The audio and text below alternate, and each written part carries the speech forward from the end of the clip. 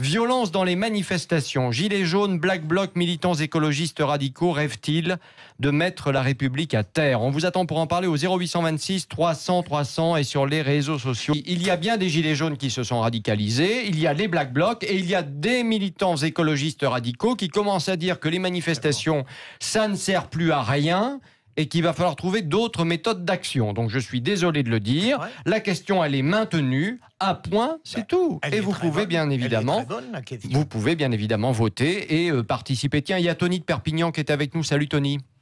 Oui, bonsoir à tous. 7500 policiers dans Paris. Oui. Tout le monde est fouillé à partir de 4h du matin. On ne peut pas passer un cure-dent, on ne peut rien faire. Oui. Tout le monde est contrôlé. Et d'un coup, il sort, on ne sait pas d'où, soi-disant, parce que moi, j'ai vu quelques images, il y a une centaine de blaireaux, j'appelle ça des blaireaux. Il y a une vidéo, alors je ne sais pas si vous allez sur les réseaux sociaux, mais il y a une vidéo affligeante où vous avez 4 personnes qui marchent dans la rue, tout habillées de noir, mais on dirait qu'ils sortent du pressing, les fringues, tellement c'est bien rangé, cagoulés, les machines noires, les rangers, des trucs, avec des flashballs à la main. Aucun signe de police, ce sont des flics.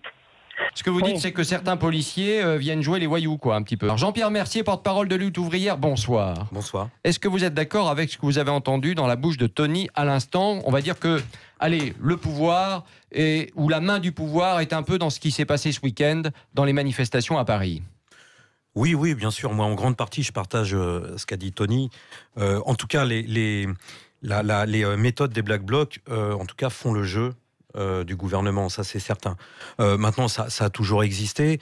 Moi, ce que je voudrais dire, c'est que pour les gilets jaunes qui disent il faut casser, il faut brûler des poubelles, c'est bien, c'est comme ça qu'on peut se faire entendre. Moi, je pense que c'est un manque de conscience. C'est un manque de conscience parce que, vous savez, quand il y a eu la grève de la RATP le vendredi 13 septembre, une grève massive, très profonde, où 10 lignes de métro étaient arrêtées, 60% des chauffeurs de bus étaient en grève. Tout de suite, on a vu le pouvoir s'inquiéter.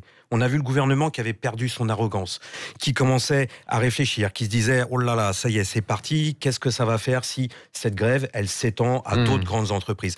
La force, aujourd'hui, pour se faire entendre, comme par le passé, c'est le monde des travailleurs. C'est les travailleurs, utilisant leur droit de grève, en utilisant leur droit de manifester, qui pourront se faire entendre et qui pourront peser sur les événements et faire changer les choses. Peut-être bien que oui, peut-être bien que non, je n'en sais rien. Ça dépendra aussi de la volonté des syndicats d'être unis, ce qui n'est pas toujours évident et ce qui n'est toujours pas évident d'ailleurs.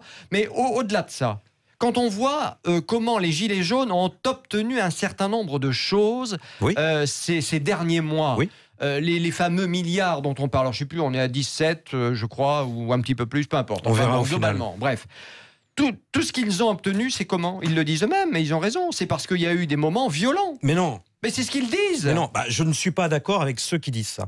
Moi, je vais vous répondre très franchement. Là où ils ont raison, ils ont obtenu quelque chose, c'est par le rapport de force, c'est en manifestant. Et c'est dans les plus gros moments, novembre, décembre, là où le mouvement était à son pic, c'est en manifestant, en faisant des démonstrations de force, c'est-à-dire des grandes manifestations, avec le soutien populaire énorme, avec une énorme majorité de femmes et d'hommes dans ce pays qui soutenaient ce mouvement-là, avec le patronat qui avait quand même une toute petite inquiétude, et si ça débordait, et si ce mouvement, si cette contestation rentrait dans nos entreprises. Est-ce que le discours qu'on entend... entend... Juste, je finis là-dessus. C'est pas en négociant qu'ils ont obtenu quelque chose. Au contraire, Emmanuel Macron cherchait désespérément quelqu'un avec qui discuter. Il n'y avait personne. Il n'y a pas de porte-parole chez les Gilets jaunes. Et c'est pas en signant des accords, en négociant bien sagement autour du tapis vert qu'ils ont obtenu quelque chose. Non, c'est par la force, je veux dire par le rapport de force, en manifestant qu'ils ont obtenu. Bon, mais quand même, dites-moi, est-ce que, parce qu'on l'entend un peu ça aussi dans les manifestations maintenant,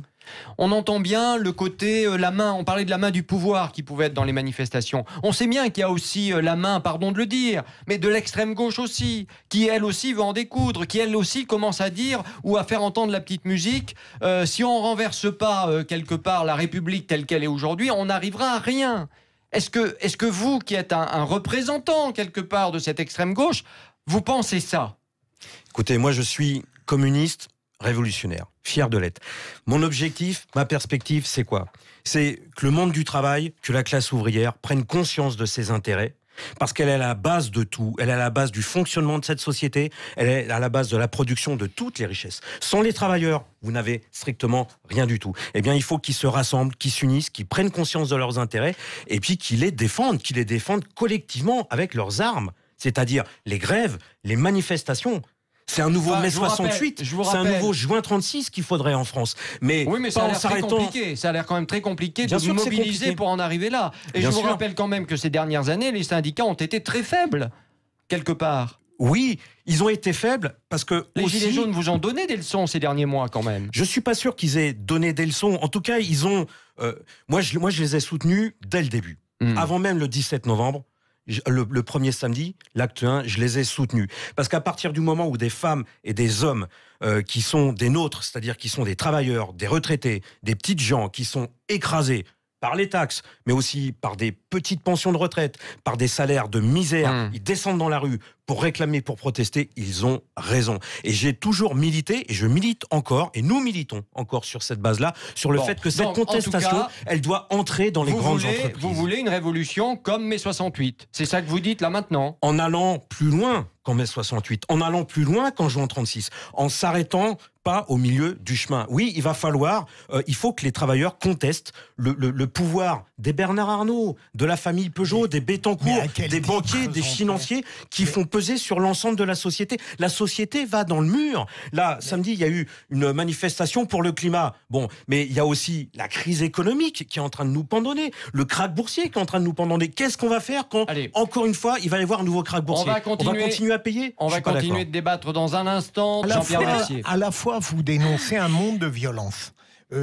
Et de plus en plus injuste, et au fond je suis d'accord avec votre constat. Ce qui me frappe, c'est que au lieu de l'éradiquer par des moyens démocratiques, par une sorte de consensus, de pacification du réformisme, vous dites tout à l'heure, il y a les travailleurs, comme si la France était clivée en deux, qu'une partie de la communauté nationale n'appartenait pas à votre monde, et donc il me semble que vous favorisez une violence en sortant du champ démocratique classique, alors que vous êtes sincèrement opposé à la brutalité de notre monde. C'est ça qui me perturbe.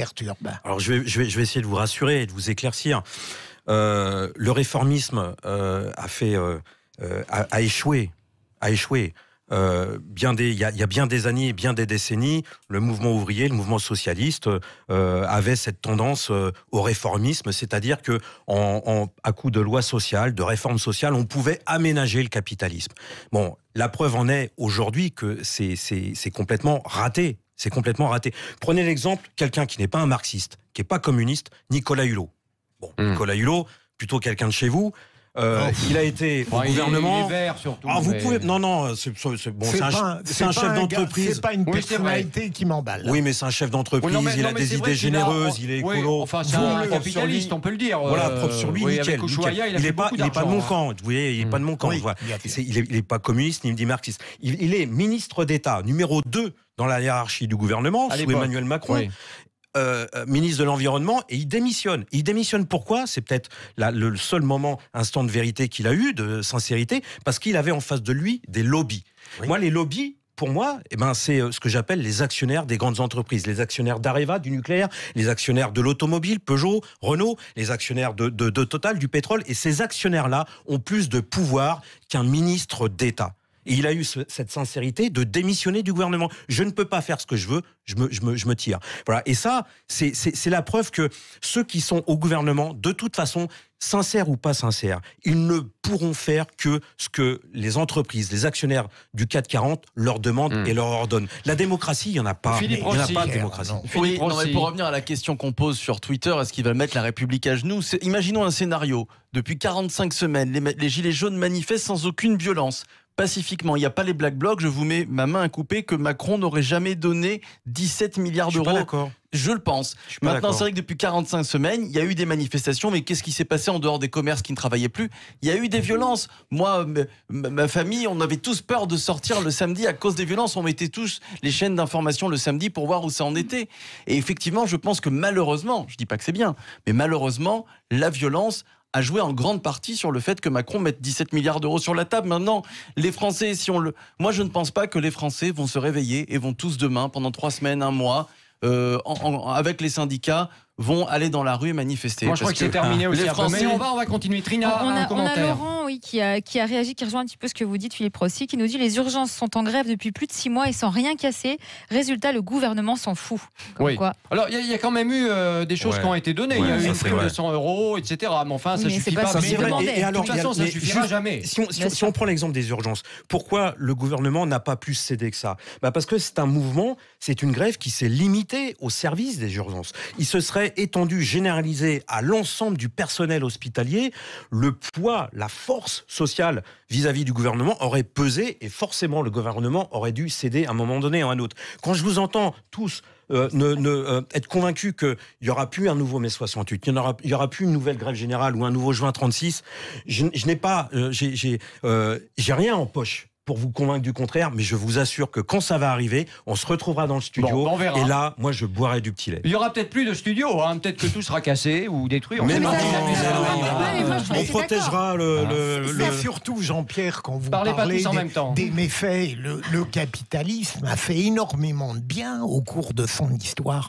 Vous brossez un tableau apocalyptique. Bien sûr, il y a des zones de misère, il y a des inégalités, mais tout de même, vous ne pouvez pas, au nom du communisme révolutionnaire, nous dire qu'aujourd'hui vous auriez les recettes pour tout. C'est pas sérieux. Écoutez, la question c'est, la République va-t-elle être à genoux? Moi je vous dis, les capitalistes, ils sont en train de mettre le pays, le monde entier à genoux.